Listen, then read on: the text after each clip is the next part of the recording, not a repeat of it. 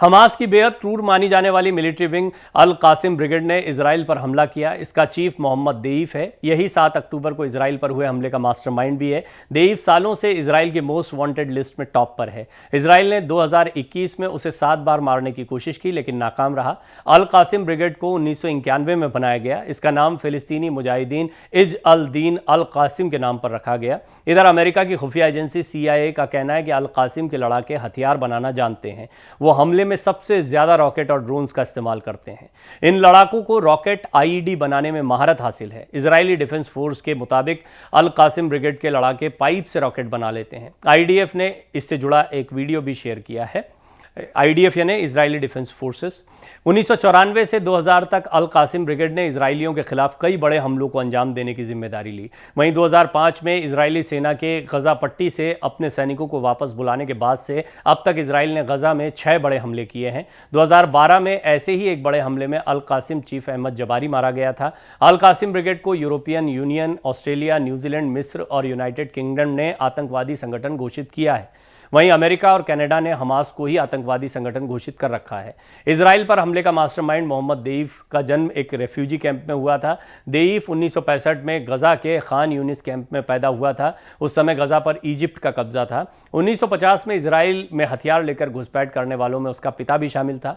बचपन से ही उसने अपने रिश्तेदारों को फिलिस्तीन की लड़ाई लड़ते देखा था। देईफ ने गजा की इस्लामिक यूनिवर्सिटी से पढ़ाई की है। 20 साल की उम्र के बाद देईफ की कोई तस्वीर सामने नहीं आई है। हमास की स्थापना 80 के दशक के अंत में हुई थी। तब देईफ की उम्र करीब 20 साल की थी। यह वो समय था जब वेस्ट बैंक और गजा पट्टी पर इजराइल के कब्जे के खिलाफ पहले फिलिस्तीनी इंतिफादा या विद्रोह की शुरुआत हुई थी। इस दौरान देईफ को आत्मघाती बम विस्फोटों में दर्जनों लोगों की मौत के लिए जिम्मेदार भी ठहराया गया था।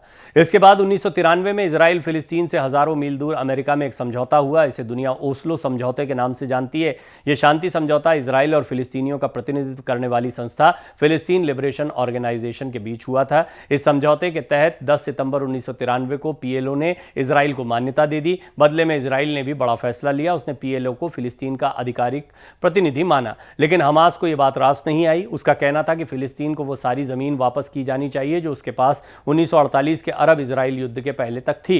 ओस्लो समझौते के खिलाफ 1996 में इजराइल में एक अटैक हुआ। इसमें 50 से ज्यादा लोग मारे गए थे। इसका आरोप भी देईफ पर लगा।